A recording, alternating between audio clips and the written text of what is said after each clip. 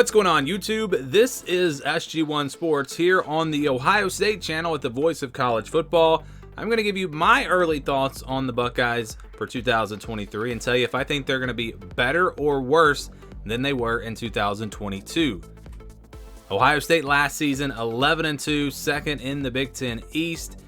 And when we do this, when we talk about if this team is going to be better or worse, I think people have different opinions about how good Ohio State was last year, and your opinion on how good they were last year obviously would come into play here. I know there are a lot of people who think Ohio State really wasn't that great last year. They lost to Michigan, got blown out in the second half.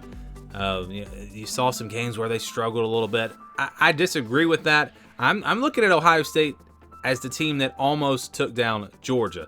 I'm looking at this Ohio State team as a team that really looked like the better team against Michigan in the first half and then just kind of fell apart in the second half. You know, I'm looking at the game against Northwestern and seeing that the weather was crazy. You know, that was not indicative of how good this Ohio State team was. So I'm viewing Ohio State from 2022 as a really, really good team. So keep that in mind as we talk about how good they're going to be or if they're going to be better or worse in 2023. So there may or may not be a drop-off at quarterback. I feel like whoever wins that job, they're not going to be as good as C.J. Stroud was last year. Maybe by the end of their career they are, but C.J. Stroud was really good for them last year. So I think you see a little bit of a drop-off there. Whoever winds up winning it, Devin Brown, Kyle McCord, they're going to get good quarterback play. I feel confident in that. This offense is going to be good just because of the history and Ryan Day and everything. So I'm not concerned, but I would say there'll be a little bit of a drop-off there at quarterback. If TreVeyon Henderson can stay healthy, this running back room is going to be really, really good and improved in 2023. And then at the wide receiver position, they're absolutely loaded there. Marvin Harrison Jr., probably the best receiver in the country coming back this year. Emeka Egbuka, also an All-American type player. And you go down the list, they've got some depth there as well. Julian Fleming, maybe he has a big year this year. Some other youngsters step up. So I think wide receiver, they're in pretty good shape there.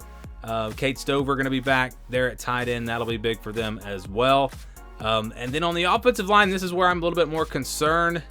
Losing Paris Johnson, losing Luke Whippler at center, losing DeJuan Jones. These are big losses, and especially at the tackle position, who is going to start for them there?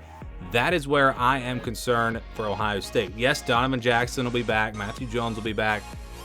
The guard positions look pretty solid for them, but I'm concerned about the tackle positions. Who's going to start at center?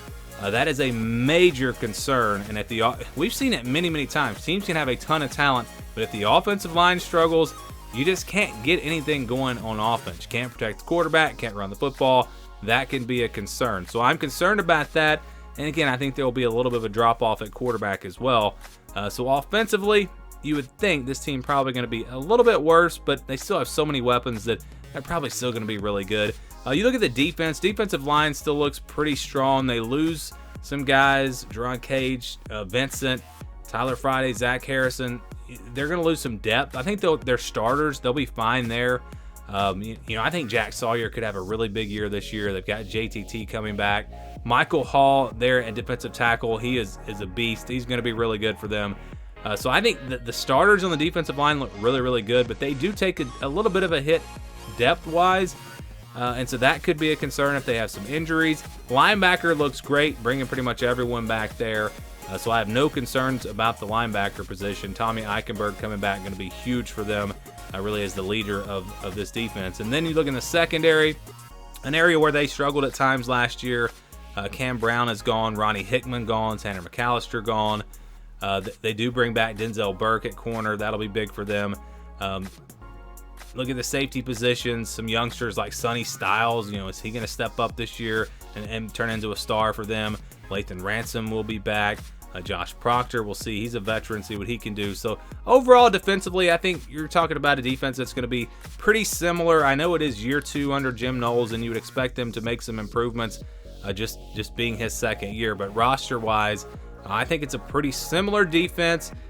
Maybe a little bit of a drop-off in depth in some areas, like I mentioned, but they should be a solid defense. And people just look at certain things last year and say, wow, Ohio State was bad on defense. Ohio State was not a terrible defense last year. Sure, they had At times they didn't play great, but they were still a solid defense, and I expect them to be solid again this year. But when you look at the question marks on the offensive line and you look at no CJ Stroud, those two things concern me enough to where I think Ohio State's going to be just a little bit worse in 2023. I still think this team has potential to get back to the college football playoff, could possibly win the Big Ten, but Penn State and Michigan, they're both looking really good as well, and I just think this Ohio State team just takes a little bit of a step back from last year. They're a little bit worse in 2023.